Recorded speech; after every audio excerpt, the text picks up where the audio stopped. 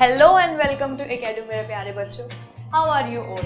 I hope you are all doing well. हाँ जी, मैं हूँ सोनिया, आपकी साइंस ट्यूटर। तो आज हम पढ़ने वाले हैं किसी भी टॉपिक के बारे में नहीं, इन शॉर्ट हम आज पढ़ने ही नहीं वाले हैं।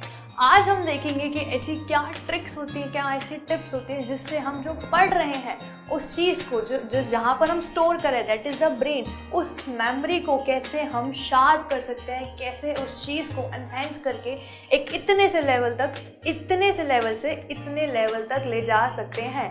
हाँ जी, यू हर्ड मी राइट, हम ऐसा कर सकते हैं। तो ऐसी क्या टिप्स होती है, ऐसी क्या ट्रिक्स होती है मैम, जल्दी से बता दो, जिससे कि हम अपनी लर्निंग पावर को यहाँ से इस लेवल से from the beginning to top तक ले जा सकते हैं। तो ऐसी क्या टिप्स होती हैं, ऐसी क्या ट्रिक्स है, साथ ही में मैं आपको दूंगी अपनी कुछ पर्सनल लाइफ एक्सपीरियंस से जो भी मैंने चीज़ें सीखी हैं कि हाँ भाई, अगर मैं कुछ पढ़ रही हूँ तो मुझे इस तरीके से उसको पढ़ना चाहिए ताकि वो चीज़ ज़्यादा देर तक, लॉन्ग टाइम तक मेरे दिमाग के अंदर रहे।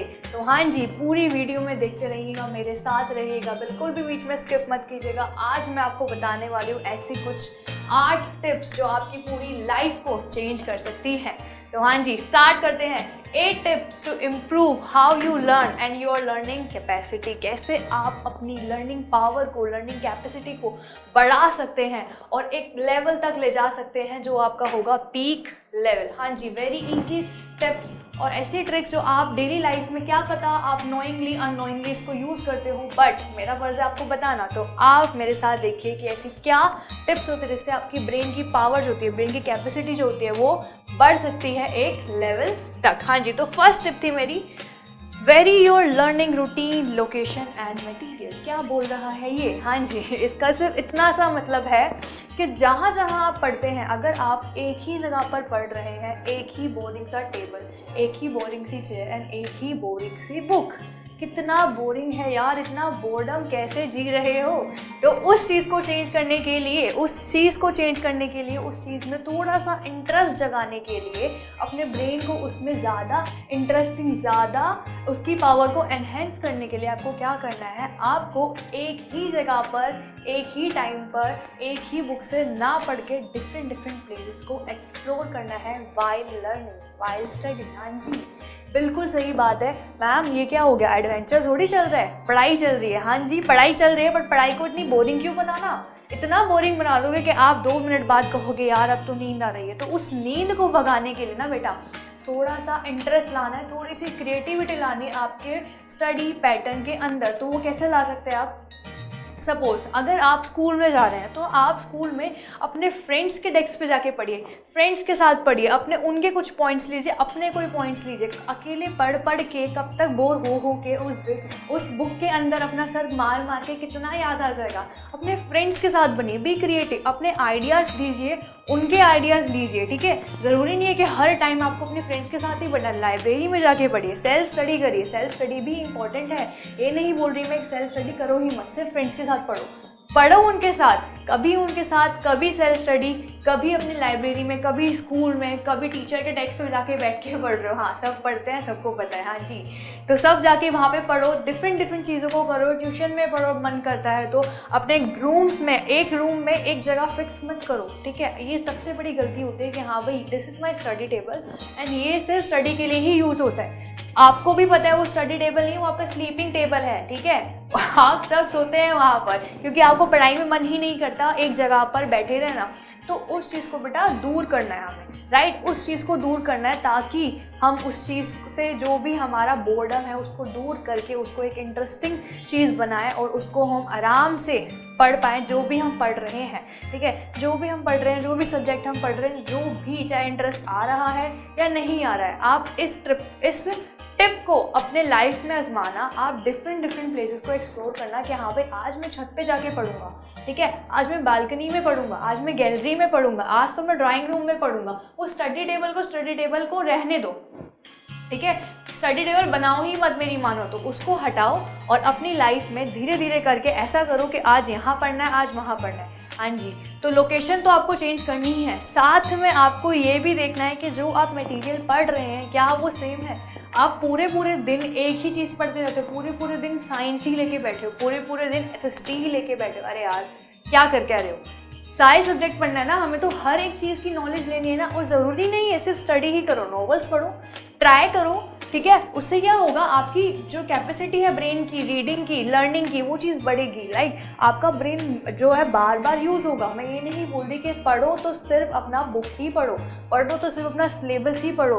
पढ़ाई को बोझ क्यों ले रहे हो यार? बोझ की तरह नहीं पढ़ना है अपन को कैसे पढ़ना है? अपन को मस्ती से पढ़ना है, अच्छे से पढ़ना है, और ऐसा पढ़ना है कि भाई जब एग्ज़ाम्स आए ना तो भाई हम अच्छे से उस एग्ज़ाम के अंदर अपना परफॉर्मेंस मैम को दिखा सके कि हाँ हम भी कुछ कर सकते हैं। तो वही चीज़ करनी है। मटेरियल्स लो, डिफरेंट मटेरियल्स लो। कभी कौन सा सब्जेक्ट, कभी मन नहीं कर रहा है तो सब्जेक्ट ही छोड़ दो, बट डेली पढ़ो, राइट। जो पढ़ना है वो पढ़ो और डिफरेंट लोकेशंस पे पढ़ो। अगर आप इस टिप को अपनाते हैं अपने डेली रूटीन के अंदर, डेली लर्निंग पैटर्न के अंदर, डेफिनेटली आपको एक फ़र्क दिखेगा। आपको थोड़ा सा एन्जॉयमेंट मिलेगी कि हाँ आज मैंने ये पढ़ा, और वो चीज़ आपको ज़्यादा देर तक याद रहेगी।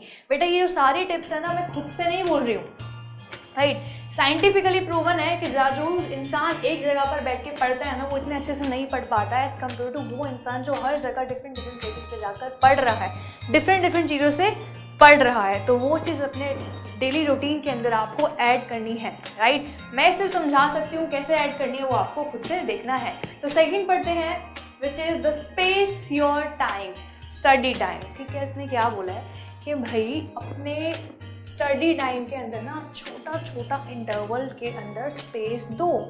कैसे देंगे मैम? अब एक काम करते हैं, ठीक है। एक इंसान है, ठीक है, वो 3 घंटे पढ़ रहा है, और क्या पढ़ रहा है? एक चैप्टर। और वहीं दूसरा इंसान है, ठीक है, उसने क्या करा, उस स्टूडेंट ने क्या करा बेटा, उसने पढ़ा उसी चैप्टर को, बट उसने क्या करा, 3 घंटे ही पढ़ा, बट 1 घंटे पहले, 1 घंटे दिन में एंड 1 घंटे रात में। अगले दिन दोनों का टेस्ट था, दोनों बोल रहे थे मेरी प्रिपरेशन डन है भाई, अप टू द मार्क है, मैंने अच्छे से कर लिया। बट टेस्ट में मार्क्स पता है किसके ज़्यादा आए? उस बच्चे के, उस स्टूडेंट के जिसने क्या करा, एक आर डे का, 1 आर दिन का, 1 आर नाइट का निकाला। क्यों? क्योंकि उस टाइम उसने बीच में ब्रेक दिया, ठीक है।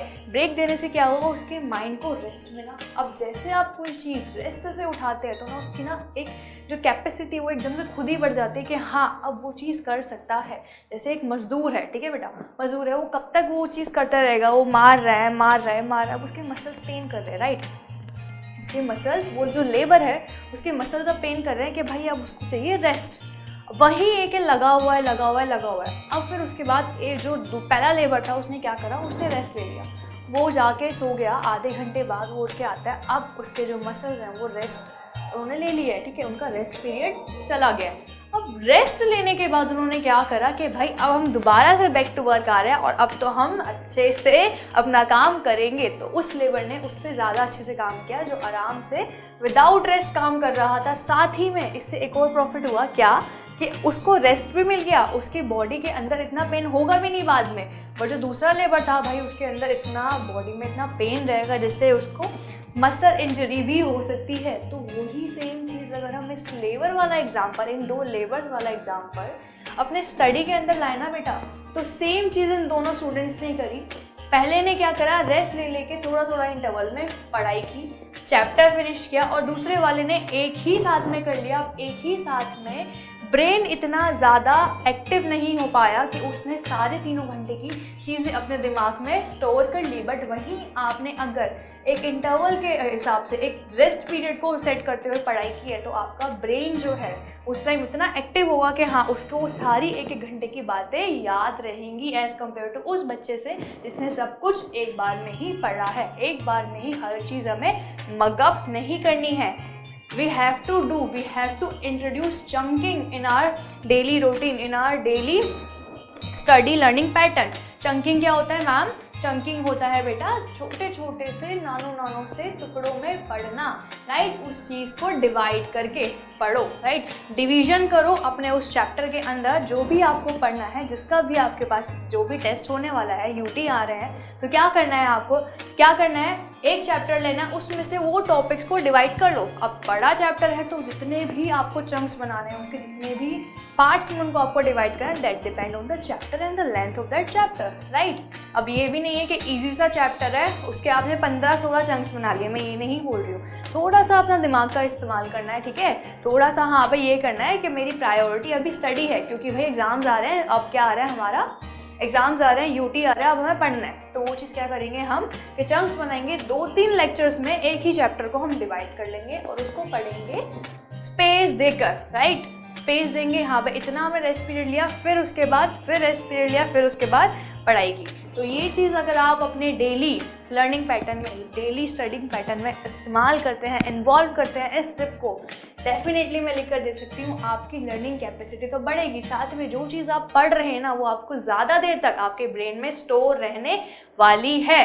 हाँ जी बिल्कुल। देखते हैं अपना थर्ड टिप क्या है। हाँ जी, तो थर्ड टिप है यूज सेल्फ टेस्टिंग, खुद को टेस्ट करो। हाँ जी, हम हमेशा बोलते हैं ना, हम किसी भी लाइक फ्रेंडशिप वगैरह में भी होते हैं, टेस्ट करो अपने फ्रेंड्स को, राइट। टेस्ट करो उनको कि हाँ भाई वो कितने फेथफुल हैं। वैसे ही जब आप उनको टेस्ट कर सकते हो कि वो उस फ्रेंडशिप में, उस रिलेशनशिप में जो वो बॉन्ड शेयर कर रहे हैं, उस इक्वेशंस में वो कितने आपके साथ फेथफुल हैं, तो वैसे ही आपको अपने स्टडी में खुद से खुद का भी टेस्ट लेना है कि आप अपने साथ अपनी स्टडीज़ को लेकर कितने फेथफुल हैं। आप पढ़ तो रहे हैं और जो पढ़ रहे हैं वो यहाँ है या नहीं, या सब कुछ खाली है, या फिर सिर्फ पेरेंट्स को दिखाने के लिए बुक के अंदर फ़ोन लगा लगा के पढ़ रहे हैं। तो हमें वो नहीं करना है। हमें क्या करना है, अगर आपकी प्रायोरिटी बेटा स्टडी है, जो कि हर स्टूडेंट्स की होनी चाहिए, स्टूडेंट्स को अगर हमें स्टूडेंट्स बोलना है तो उनको रिलेट करना पड़ेगा, अपनी स्टडीज़ को टाइम देना पड़ेगा, राइट। जो बच्चा पढ़ता है उसी को मैं स्टूडेंट बोलती हूँ, अदरवाइज़ मैं किसी को स्टूडेंट नहीं बोलना चाहूँगी, ना ही उसकी टीचर बोलना चाहेगी। तो अगर स्टूडेंट बनना है और एक अच्छा स्टूडेंट बनना है तो अपनी स्टडी को तो प्रायोरिटी दो, साथ ही में ये भी देखो कि आप कितने फेथफुल हो टुवर्ड्स योर स्टडी, राइट। अगर आप यही नहीं देख रहे कि आप पढ़ रहे हो और फिर आपको यही नहीं पता कि आपको कितना आया है, आप अपना टेस्ट ले रहे हो, आप उसमें फेल हो जा रहे हो, तो फ़ायदा क्या उस पढ़ाई का। भाई मैंने तो सब कुछ पढ़ा है बट यूटी में नंबर 0। नोबिता के दोस्त हो आप, नोबिता के फ़ैन हो आप, तो वो नहीं करना है। हमें क्या करना है, हमें डेकी सुकी के फ्रेंड बनना है, राइट। हमें पढ़ना है अच्छे से, इतना अच्छे से कि हमारा बाकी का टाइम भी निकल रहा है, साथ ही में हम खुद से लेंगे अपना टेस्ट कि हाँ भाई जो पढ़ा है वो यहाँ पर है भी या फिर नहीं। अपना टेस्ट लेना है, वीकली ले लो, मैं ये नहीं बोल दिन पर दिन जितना पढ़ रहे हो उतना लो, इट डिपेंड्स। मैं तो भाई अपना रेगुलर टेस्ट लेती थी कि हाँ भाई जो मैंने पढ़ा चलो सुनाओ, अपने आप को सुनाओ, मैं अपने आप को सुनाया करती थी उस चीज़ को। टेस्ट का मतलब रिटन टेस्ट नहीं होता, इतना झंझट नहीं। मैं तो सोते सोते भी ये कर रही होती, लाइक सोने जा रही होती, नॉट सोते सोते, सोने जा रही होती थी, क्या करती थी, चलो यार बताओ आज दिन में क्या क्या पढ़ा, अपने आप को ही मैं सुन रही होती थी, वर्बली सुन रही होती थी। ओरल टेस्ट चल रहा था मेरा, राइट। कभी कभी मन करता था चार्ट्स बनाने का, चार्ट्स बना लेती थी, देखती थी कि आज क्या पढ़ा है मैंने। वही चीज़ आपको सेम वे में अपने साथ करनी है। क्या पढ़ा है खुद से पूछो, कितना है यहाँ खुद से पूछो, take your self test, right. Next step पे देखते हैं बेटा। नेक्स्ट स्टेप से हमारी टिप है take notes in class and review them, जो कि कोई नहीं करता है। हाँ जी, मैं नोट्स बोल रही हूँ, प्रॉपर नोट्स बोल रही हूँ, मैं वो नहीं बोल रही टीप रहे हैं। टीपना इट्स नॉट नोट्स। नोट्स वो होता है जिसमें हम एक इम्पॉर्टेंट चीज़ को लिखते हैं, like this is very important, I have to write it, because अब ये जो इम्पोर्टेंट चीज़ है ना, इसका कहीं ना कहीं रिलेशन कहाँ से होगा, एग्ज़ाम से। क्योंकि पढ़ते क्यों है हम एग्ज़ाम से, खुद के लिए कोई नहीं पढ़ता इस दुनिया में, कोई नहीं पढ़ता अनटिल और अनलेस अगर वो इतना बच्चा सीरियस है अपनी स्टडीज़ को लेके, ठीक है। अब एग्ज़ाम्स के लिए पढ़ रहे हो तो नोट्स तो बनाने हैं, राइट। अब नोट्स ऐसे बनने चाहिए कि जिसमें सिर्फ इम्पॉर्टेंट चीज़ ही आए, राइट। अब ये नहीं होगा कि हाँ भाई जो मैम ने बोला मैंने वो हर एक चीज़ जो है लिख ली। साथ में नोट्स कैसे बनाना है मैं आपको एक तरीका बताती हूँ। नोट्स के अंदर ना बेटा ज़्यादा से ज़्यादा आपको क्या यूज़ करना है, हाईलाइट। अब ये पूछोगे मैम ये क्या होता है हाईलाइटिंग।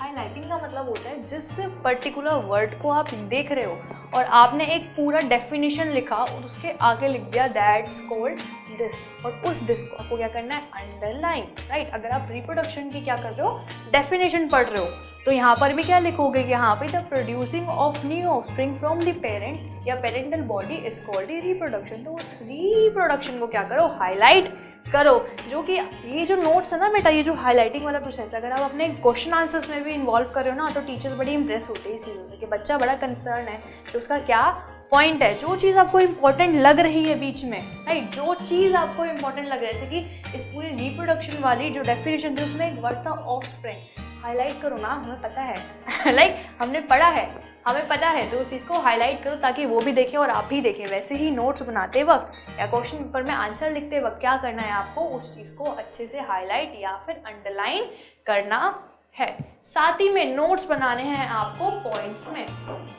राइट, बड़े बड़े महाभारत के पैराग्राफ नहीं लिखने हमें, राइट, बड़े बड़े इतने बड़े बड़े पैराग्राफ को लिखकर क्या फ़ायदा, हम खुद नहीं पढ़ना चाहते, हम बोर हो रहे हैं यार, ये क्या है, बुक तो नहीं लिखनी है हमें। तो उस चीज़ को, उस बोरियत को दूर करना है हमें स्टडीज़ में से, तो हमें क्या करना है बेटा, पॉइंट्स में आंसर लिखना है, पॉइंट्स में अपने नोट्स बनाने हैं कि हाँ भाई ये पॉइंट था, ये पॉइंट था, ये पॉइंट था, ये पॉइंट था। अगर एक पैराग्राफ है 10 लाइंस का और वही 5 पॉइंट है उस पैराग्राफ के, आप कौन सा पढ़ोगे, आप वो 5 पॉइंट को ज़्यादा अच्छे से पढ़ोगे, टीचर भी उस 5 पॉइंट में ज़्यादा मार्क्स देगी एज़ कम्पेयर टू उस बड़े से 10 लाइन के पैराग्राफ में। तो समझ रहे हो, खुद के जो नोट्स है वो उसको इतना क्रिएटिव बनाओ, उसको इतना कलरफुल पेंसिल में बनाओ कि आपको खुद मन करे अरे वाह कितना सुंदर है, पढ़ने का मन है। खिचड़ी मत पकाओ, खिचड़ी कोई नहीं पढ़ता। हाँ, हैंड राइटिंग अच्छी हो सकती है, नहीं भी हो सकती, दैट डजेंट मैटर कि हाँ भाई हैंड राइटिंग आपकी कितनी अच्छी है, मेरी अच्छी नहीं है दिख ही रहा होगा मैं अपनी तारीफ क्या करूँ, ठीक है। तो हैंड राइटिंग से मेरा मतलब नहीं है कि अपने नोट्स को क्रिएटिव बनाओ, क्रिएटिविटी आती है कि आप कितने अच्छे से उसको लिख रहे हैं, राइट। दोबारा हैंड राइटिंग का नहीं, कितने अच्छे से लिख रहे हैं, दैट मीन्स अंडरलाइन कर रहे हैं या नहीं, टेबुलर फॉर्म में लिख रहे हैं, टेबल्स बना रहे हैं नहीं, चार्ट वाले फॉर्म में लिख रहे हैं, लाइक इसके 2 पार्ट होते हैं वैसे वाली चीज़ कर रहे हैं या फिर नहीं, कलरफुल पेन्स का यूज़ कर रहे हैं या फिर नहीं। बेटा ये सारी चीज़ें ना एकदम से हमारी आइज़ को अट्रैक्ट करती है, और जब हम जो चीज़ हमारे आइज़ को इतनी अट्रैक्टिव लगती है ना, हम उसको बिना पढ़े रह ही नहीं सकते। तो कलरफुल पेन्स का इस्तेमाल करो ज़्यादा से ज़्यादा। तो टिप मेरी ठीक है रहेगी, जब नोट बनाना है कलरफुल पेन्स का यूज़ करना, use colourful pens, right. Tables बनाओ, कलरफुल पेन यूज़ करो, या फिर चार्ट्स बनाओ, फ्लो चार्ट्स बनाओ। उन सब चीज़ों से जो भी आपके नोट्स होते हैं वो ज़्यादा क्रिएटिव होते हैं और आपका ब्रेन उस चीज़ को ज़्यादा एनहेंस कर सकता है, आराम से देख सकता है कि हाँ भाई ये सब हमने खुद से ही बनाया, खुद के ही हैंडमेड है और ज़्यादा देर तक आपके मेमोरी के अंदर वो रहेंगे भी, राइट। तो दिस इज़ दी टिप हमारी, जिससे कि हम क्या कर सकते हैं, अपनी ब्रेन की पावर को इम्प्रूव कर सकते हैं। आगे देखते हैं और कौन कौन से टिप्स हैं। हाँ जी, tip, don't worry about the short breaks. हाँ जी, और distraction while you are studying. इसने क्या बोला है कि भाई जो हम छोटे छोटे से ब्रेक लेते हैं ना, कि यार चल अब थोड़ा सा फ़ोन चला लिया जाए, किसने व्हाट्सएप किया है, फेसबुक पे किसका नोटिफिकेशन आया है, तो वो सब चीज़ कर सकते हो आप। मैं ये नहीं बोल रही मत करो, मैं ये नहीं बोल रही भाई अगर पढ़ रहे हो तो पढ़ाई में घुसे रहो, तो वो चीज़ हमें नहीं करनी। अगर आप छोटे छोटे से ब्रेक्स लेते हैं वाइल यू आर स्टडिंग, तो वो स्टडी ना आपकी आराम से निकलती है। आपको गाना सुनना है, आपने एक चीज़ पढ़ ली, आपने एक क्वेश्चन पढ़ लिया, बड़ा ही टफ था, फिर उसके बाद क्या करो, गाना सुन लो। एक ही सुनना, ये नहीं कि आधे 1 घंटे तक गाना सुन लो सिर्फ पढ़ाई कोई क्वेश्चन, वो नहीं चलेगा। जितना पढ़ रहे हो उसका 10% आप रेस्ट कर लो, आराम से करो। उस डिस्ट्रैक्शन को जो छोटी छोटी सी है उससे इतना डरो मत कि यार हम एक जगह बैठ के पढ़ नहीं पाते। एक जगह बैठ के पढ़ के भी आप क्या ही उखाड़ रहे हो, ओह हाँ जी, एक जगह बैठकर भी आप क्या ही कर रहे हो, ठीक है। तो उस चीज़ को हमें क्या करना है, अच्छे से ढंग से देखना है कि हाँ भाई अगर छोटे छोटे ब्रेक्स ले रहे हैं, अगर ब्रेन को थोड़ा सा रेस्ट दे रहे हैं, तो उसमें कोई भी दिक्कत नहीं है, राइट। आप पढ़ो, इतना अच्छे से पढ़ो कि आपके ब्रेन में वो चीज़ रहे, आपकी मेमोरी के अंदर वो चीज़ रहे। आपको अपने ब्रेन को क्या करना है, शार्प करना है। तो आप छोटे छोटे से ब्रेक्स ले सकते हैं बीच में बेफिक्र होकर, राइट। वो छोटे छोटे डिस्ट्रैक्शंस, आपके फ़ोन की नोटिफिकेशन, वो जो पॉपअप होती है एकदम से, यार किसी का टेक्स्ट है देखो, जिसका भी आया हो आप समझदार हैं तो देख सकते हो, आप कर सकते हो, बट पढ़ाई मत छोड़ना बीच में, ठीक है। इतनी डिस्ट्रैक्शन को इतना हावी मत कर देना अपने ऊपर कि पढ़ाई तो चली गई है बेटा, अब तो सिर्फ फ़ोन ही फ़ोन है। मैम ने बोला था, नहीं, मैम ये भी बोल रही है कि 100% अगर पढ़ रहे हो ना तो उस 100 में से 10% का ले लो रेस्ट बीच में, राइट। तो थोड़ा बहुत डिस्ट्रैक्शन चलता है हर जगह। Create learning session where you mix knowledge area or skills. Very important. This is the most important tip if anyone can give you, ठीक है। The thing is, अगर बेटा हम एक ही टॉपिक पे सोच रहे हैं, ठीक है। मैंने सोचा मैंने आज साइंस में क्या पढ़ा था, मैंने मैंने वो सारा सोच लिया, ठीक है। अब मेरा जो थिंकिंग पावर है वो लिमिटेड रह गई, बिकॉज मैं सिर्फ साइंस का एरिया देख रही हूँ। मैंने सिर्फ अगर सोचा कि भाई रिफ्लेक्शन एंड रिफ्लेक्शन क्या था, मैंने सिर्फ वो देखा, सोच लिया, अपने आप से ओरल टेस्ट भी ले लिया मैम, सेल्फ स्टडी भी कर ली, रिवाइज भी कर लिया, खुद का सेल्फ टेस्ट भी ले लिया, हम तो खुश हैं। नहीं, हमें क्या करना है, उस चीज़ को और इम्प्रूव करना है। हमें क्या करना है, हमने साइंस का जो पढ़ा तो पढ़ा, जो खुद से पढ़ा वो तो देखना ही है, साथ ही में उसके अंदर ना दूसरा एक टॉपिक ला दो, मैथ्स ले आओ, SST ले आओ, राइट, इंग्लिश ले आओ, क्या क्या हुआ, तो उससे ना आपकी क्रिएटिविटी, उससे आपकी ब्रेन की थिंकिंग इतनी शार्प होती है कि उसके अंदर लिमिट नहीं होती। कितना सोच सकता है आपका ब्रेन, आप खुद नहीं जानते। क्या वैल्यू है इस चीज़ की, आप खुद नहीं जानते अनटिल और अनलेस आप उसको चेक ना करें। तो आपको ये देखना है कि आपका ब्रेन कितना आगे तक जाता है, उसको अपना काम करने दो, राइट। तो इसीलिए अगर आप एक चीज़ की ही बार बार बात कर रहे हैं तो वो चीज़ बिल्कुल लिमिटेड रह जाती है, उसकी थिंकिंग बिल्कुल लिमिटेड रह जाती है। आपको क्या करना है, आपको डिफरेंट चीज़ों को एक ही बार में सोचना है, अपनी थिंकिंग एबिलिटी को बढ़ाना है। क्या लिखा है इसमें, जो लर्निंग सेशंस है where you can mix the knowledge area और द स्किल्स, जितनी भी स्किल्स है, मैं ज़रूर ये नहीं है कि हाँ भाई आप एक ही चीज़ की बात करते रहो, सब्जेक्ट्स की बात करो, नोवेल के बीच में ला दो, राइट। कुछ भी ऐसा कोई इंटर रिलेट कर दो पॉइंट कि अच्छा मैंने यहाँ देखा था, फिर वो चीज़ मैंने नोवेल में ही पढ़ी थी जो साइंस की लैंग्वेज है, राइट। तो वो सब चीज़ आप कर सकते हैं, उस चीज़ को मिक्स करो ताकि आपका ब्रेन जो है वो ज़्यादा से ज़्यादा, उसकी जो पावर, उसकी जो कैपेसिटी है, जो वो काम कर रहा है, उसकी वर्किंग अच्छे से रहे, वो एक लेवल तक आ जाए कि आप इतनी थिंक कर सकते हो, इतनी थिंकिंग कर सकते हो कि हर कोई आपको बोल रहा है वाह व्हाट अ क्रिएटिव माइंड। तो उस लेवल पे हमें जाना है, नॉलेज को, अपनी स्किल्स को जो है आपको मिक्स करना है, इतना क्रिएटिव बनना है, राइट। ये सारी टिप्स ना बेटा, मैं दोबारा बोल रही हूँ, साइंटिफिकली प्रूवन है, मैं खुद से नहीं बोल रही हूँ, ये खुद से नहीं बोल रही हूँ ये सारी कि मैम आप ये बोल रहे हो, इसका क्या लॉजिक है, इसका लॉजिक है। साइंटिस्ट ने ये सब चीज़ देखी है कि जो लोग ये चीज़ करते हैं उनकी ब्रेन की कैपेसिटी, उनकी जो क्रिएटिविटी है, उनका जो लेवल है ब्रेन की पावर का, वो बहुत ही ज़्यादा हाई होता है as compare to normal person. तो हमें नॉर्मल नहीं रहना है, हमें तो बनना है अबव एवरेज। तो अबव एवरेज करना है तो ये सारे टिप्स को अपने डेली रूटीन में लाना ही लाना है। Last but not the least, get a good night sleep. क्या बोला है उसने कि हाँ भाई एक अच्छी प्रॉपर नींद आपको लेनी ही लेनी है, राइट। अब ये नहीं है कि हाँ भाई मैंने रात को 11 बजे सोई, सुबह 11 बजे उठ गया, नहीं। अच्छी प्रॉपर नींद का मतलब होता है कि 8 से 9 घंटे की नींद आपको लेनी ही लेनी है, डेली लेनी है, राइट। ये मत करो कि हाँ भाई आप पढ़ रहे हो रात को 1-1 बजे तक, सुबह उठ रहे हो 7 बजे, स्कूल जा रहे हो, तो उससे कुछ फ़ायदा नहीं है। आप इससे क्या होगा, आपका जो दिन का है ना, आपके बॉडी को, आपके ब्रेन को इतना रेस्ट मिला नहीं है, ठीक है। आपको नींद आए जा रही है और मैम जो पढ़ा रही है वो कुछ समझ में नहीं आ रहा है, ठीक है। और वहीं अगर आप अच्छे से सोकर जा रहे हो, फिर सोने के बाद जो आपके अंदर जो एक फ्रेशनेस आती है ना, वो फ्रेशनेस आप मिस मत करो। वो फ्रेशनेस ना बहुत ही ज़्यादा इंपॉर्टेंट है। कोई भी चीज़, कोई भी न्यू चीज़ अपने लाइफ में कैप्चर करने के लिए, उस चीज़ को कैच करने के लिए, तो उस चीज़ को ना आप किससे इम्प्रूव कर सकते हो, अपनी जो नींद है उसको प्रॉपर लेकर। प्रॉपर वे में जो इंसान सोता है वो ज़्यादा अच्छे से काम करता है एज़ कम्पेयर टू वो इंसान जो आधी अधूरी नींद लेके काम कर रहा है। आधे अधूरी नींद लेके काम करोगे ना, आप बड़े ही मूडी से रहोगे, बहुत ही रूड बिहेवियर रहेगा, बहुत इरिटेट होगे चीज़ों से, बिकॉज आपकी नींद पूरी नहीं हुई है। वहीं जिस इंसान की सब कुछ अच्छे से वो सोया है, अच्छे से वो फ्रेश फील कर रहा है और आराम से वो आके अपना काम कर रहा है, वो हंसता खेलता जा रहा है, तो वो चीज़ आपको लानी है अपनी लाइफ में, राइट। उस चीज़ से आप देखना आपकी लाइफ में कितना चेंज आने वाला है। इसी चीज़ से नहीं, अच्छी स्लीप से नहीं, जो आगे की 7 टिप्स मैंने दी है वो सारी आपको अपने लाइफ में इन्वॉल्व करनी है। ऐसी ही अच्छी अच्छी बातें कर करके, हाँ जी, इतनी ही और भी अच्छी अच्छी बातें कर करके बेटा, ऐसी ही अच्छी अच्छी बातें आपको कहाँ मिलती है, एकेडू में।